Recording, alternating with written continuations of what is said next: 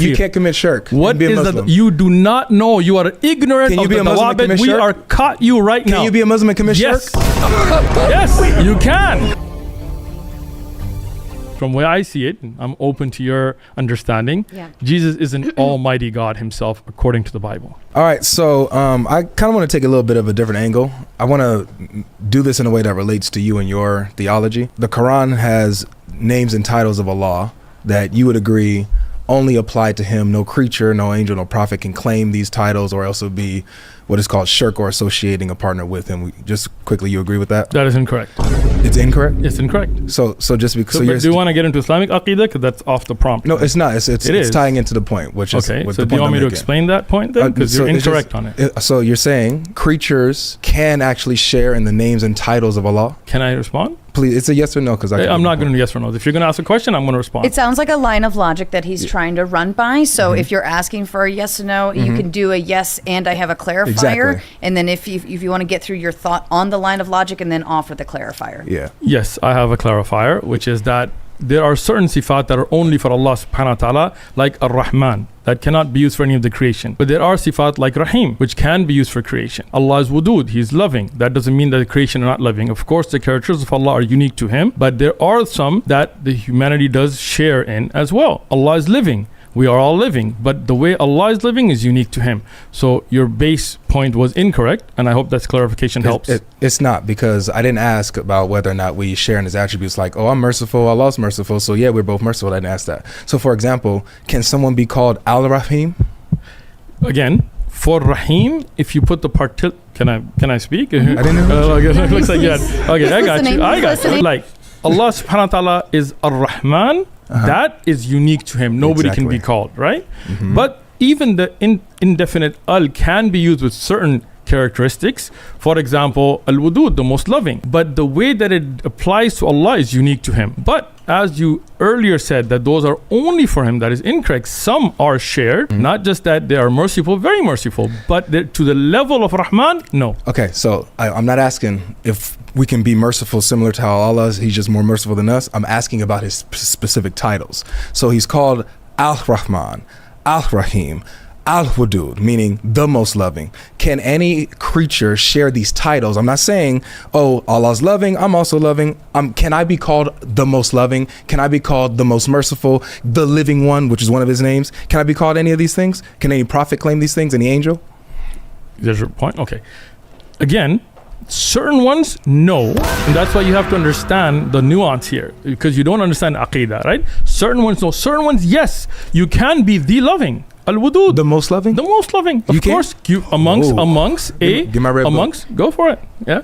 Amongst, for example, if I said these are all my kids, but this one, he's Al-Wudud. He is the most loving of them, right? That can be in that context. Notice. Let me.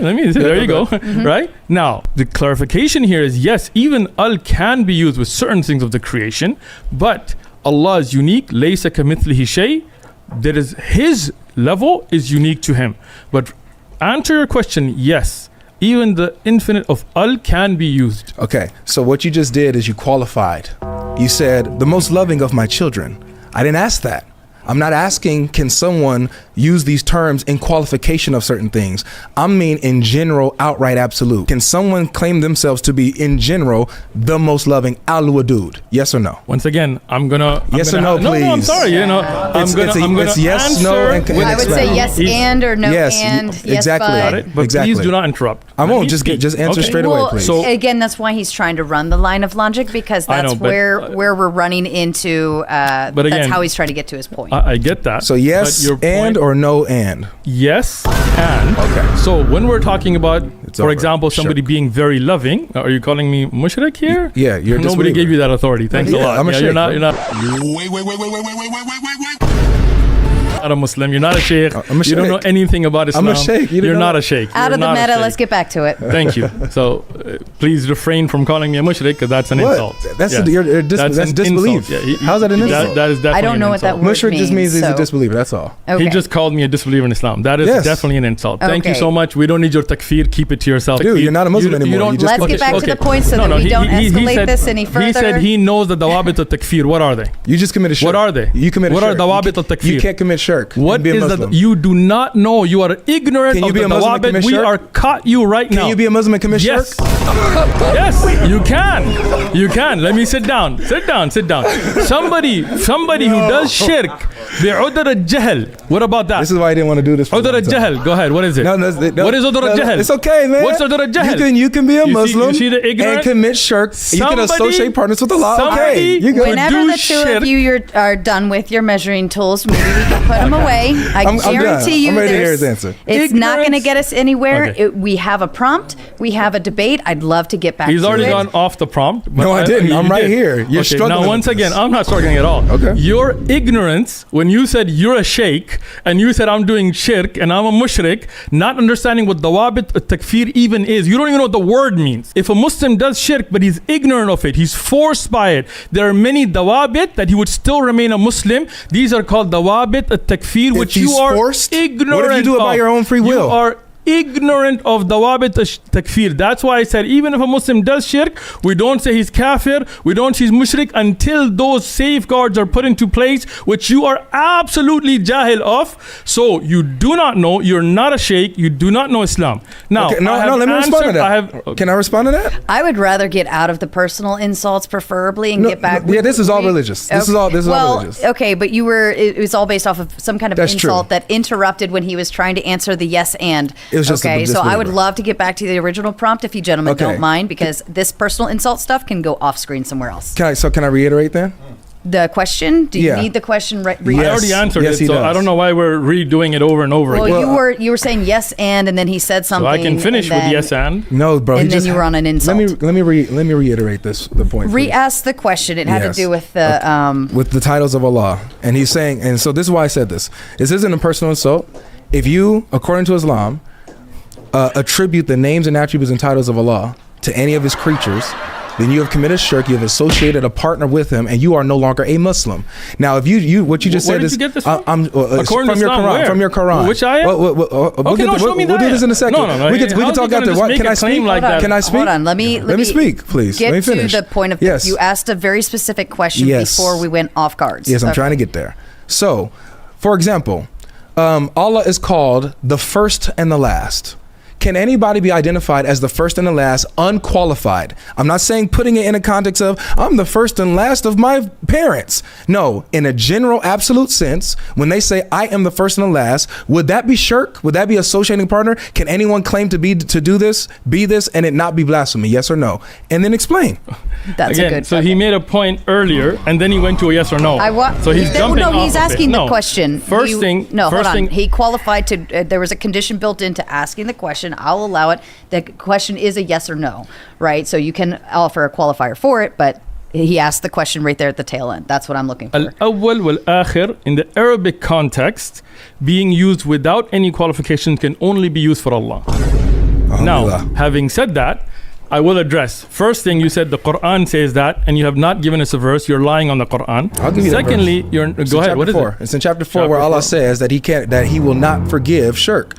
And if you don't forgive shirk, and if He doesn't forgive shirk, you're not a Muslim. You see how he jumped from it. Forgive you. Earlier he said, now this is where he's isn't even on the prompt anymore. You guys are giving me a run for my money. Okay. Now earlier he said, now you're not on the prompt anymore. If you use any of the names of Allah, like Ar-Rahim, Ar-Ra'uf, and so on, for anybody else, the Quran says you're mushrik. Now he doesn't have a verse for that. I just did. No, you did not. That's just saying shirk. That is not saying if you give one of the names which are not unique to Allah to other than Allah's creation. Is that shirk? That is not shirk. I explained that already. The Prophet is called Rahim in the Quran. Is he called Al-Rahim? He can be called Ar-Rahim as well in certain contexts. Muhammad can be called Al-Rahim? Again, you're jumping off, but you do not have a verse. Show me the verse from the Quran that you said that if you take any of those names and give them to the creation, it is shirk. Yes, okay. Go ahead. Show me the verse. That does not say that. That verse does not say that. Brother, you asked me a question. That verse does not say that. Okay, that's cool and all. Let me... You did ask him a question. Go ahead. I appreciate it.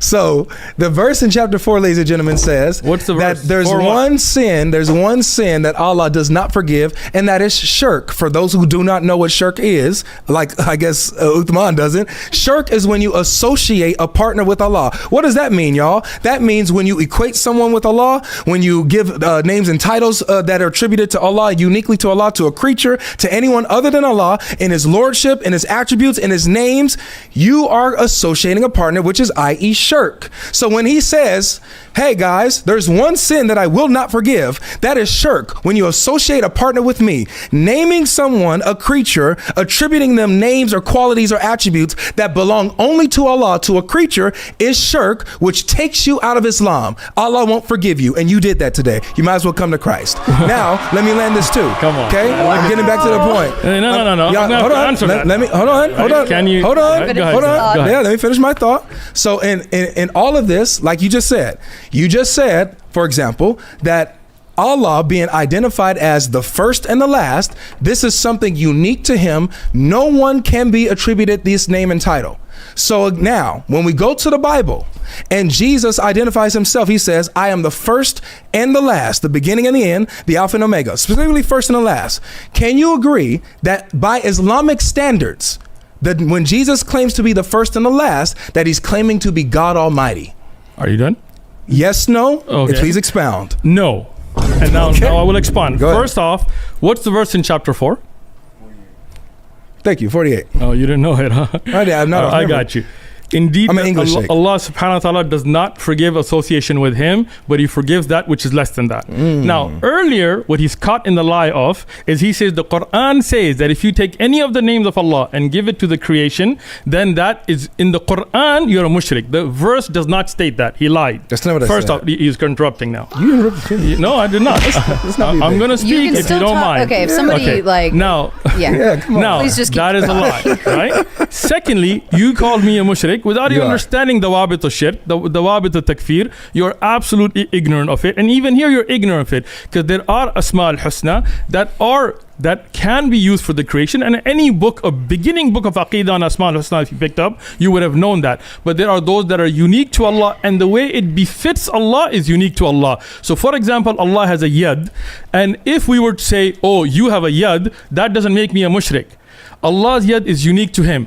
So that does not make me a mushrik. You have a hand, Allah has a hand. Saying that those two exist does not make me a mushrik. You're absolutely ignorant of tashbih. Now, let me finish now. Your time. Now, when you go to the Alpha and Omega, that is not awwal and akhir. I said first and the last, not Alpha and Omega. That's what I'm focusing on. Okay.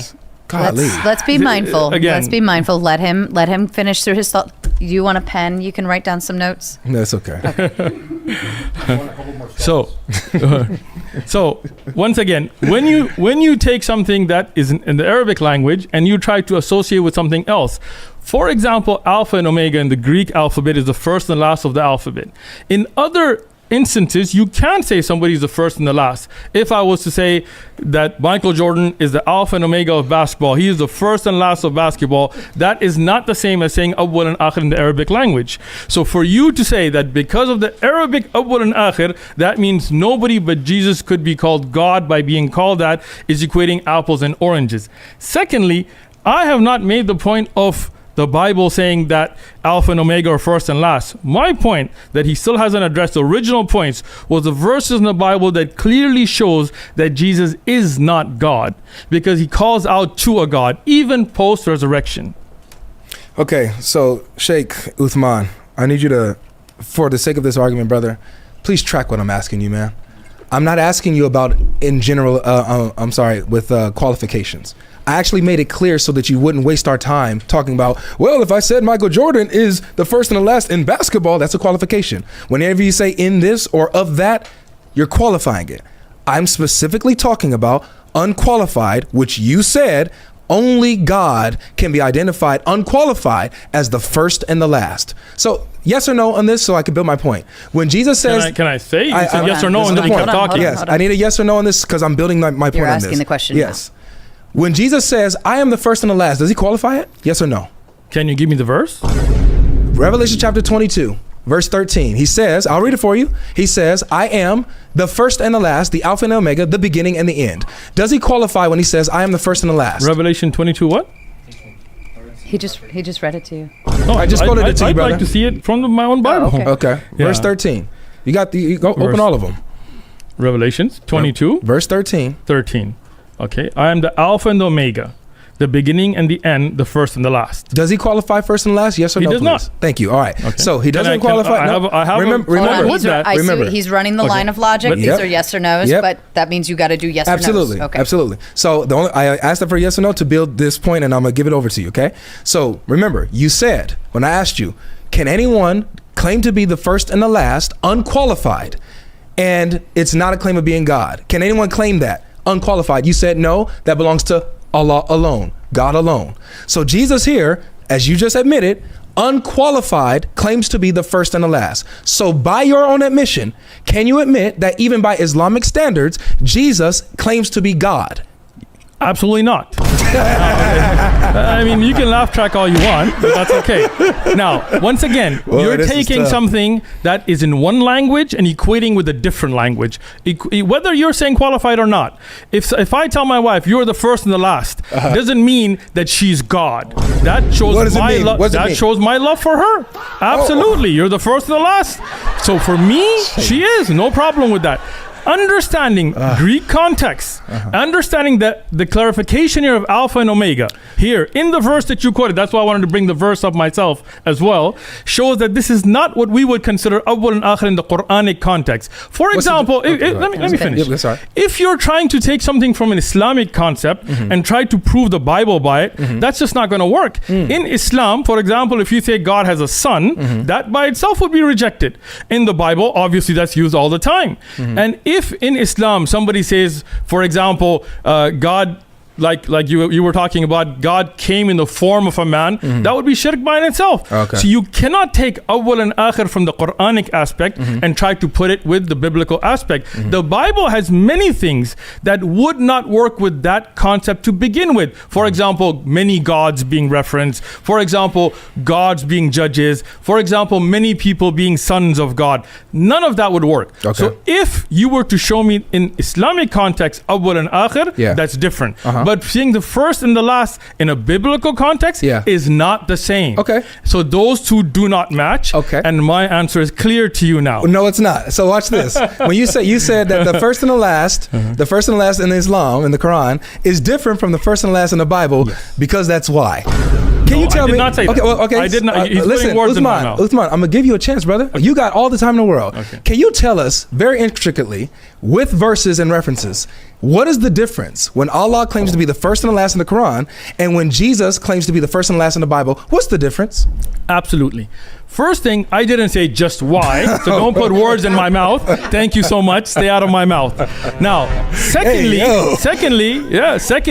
we're talking about two absolutely different languages. What's the difference? With please don't interrupt me. He's getting there. Let him get so we're talking about two absolutely different languages that use language differently. So you cannot take something from one language and bring it into another language. For example, the word son, as you have seen in the Bible, it has been used for other than even Jesus, right? Sons of God. That could never work in the Quran. So if I was to say, because in Islam, Allah has no son. Son is not used. So it means the same thing. Can I? Sorry, you know what? I'm doing my bad. It does not mean the same thing, because here, obviously, because you are using an Islamic context into the Bible. Just like the Bible's language would not work in the Quran, you cannot take the Arabic of the Quran and try to bring it in the Bible. Those are two different things.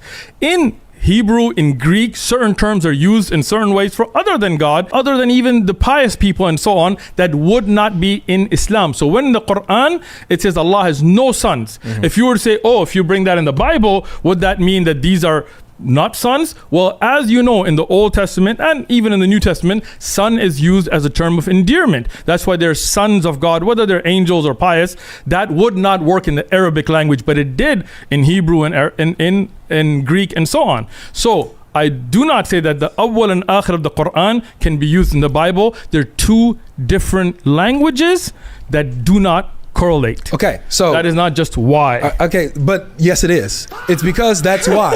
What you look, Uthman? I'm gonna break down what you just did. You just said it's different languages.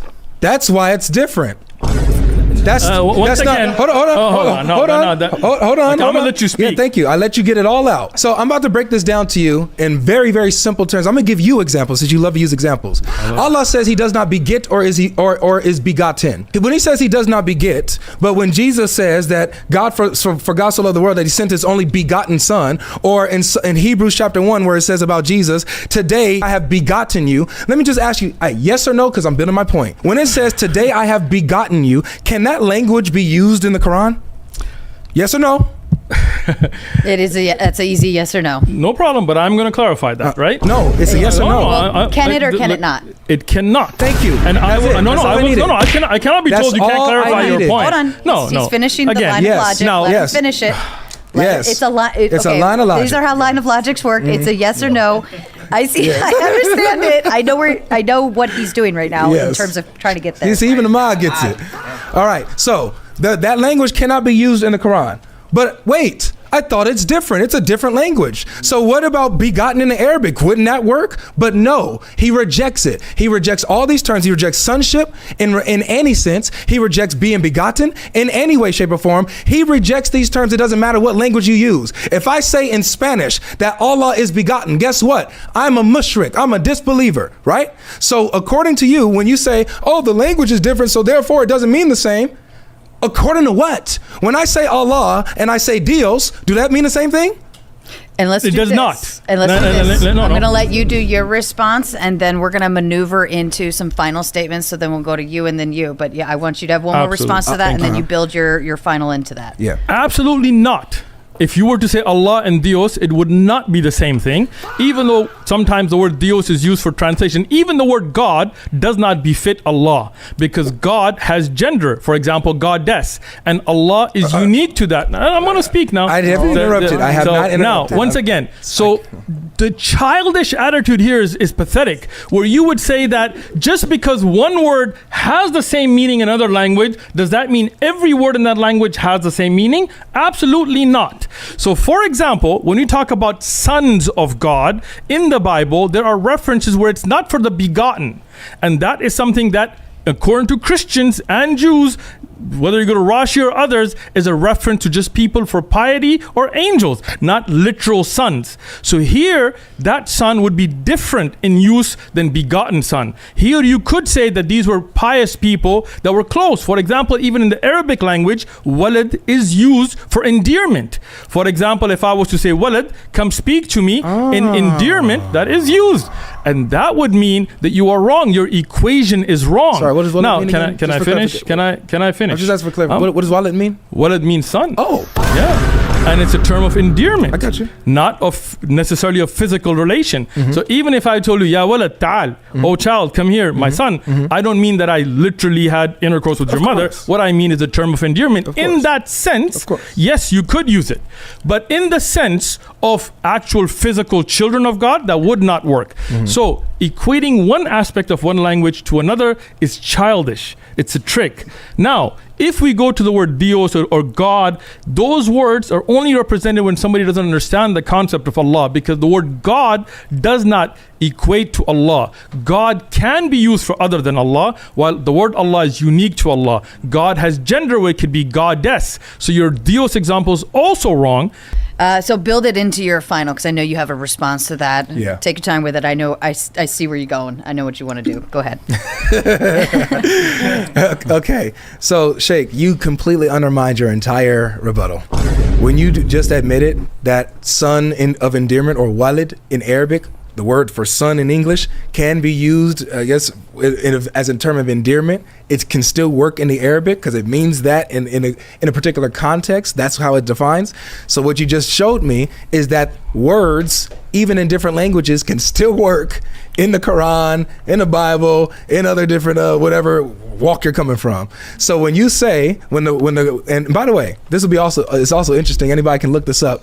Look up Revelation 22:13 in an Arabic Bible. Look up Revelation chapter 1 verse 17 in an Arabic Bible. It says the same thing, the same name, the same titles that is said in the Quran. And so when you look this up, his whole excuse of, well, the languages are different, doesn't even work. We were just having fun with that. So by your own admission, let me just work this off to my closing. By your own admission, the unqualified titles of Allah cannot be applied to anyone else. When it's unqualified for Allah, like the first and the last, only God can have those titles. These are your words, not mine. I agree with you, though. And so when Jesus says, I am the first and the last, unqualified, that demonstrates, even by your own standards, that Jesus is claiming to be God Almighty. And what you did is when you saw the problem, you still said no. You said no, because you couldn't admit that even in the Bible, Jesus claims to be God, and your prompt is over.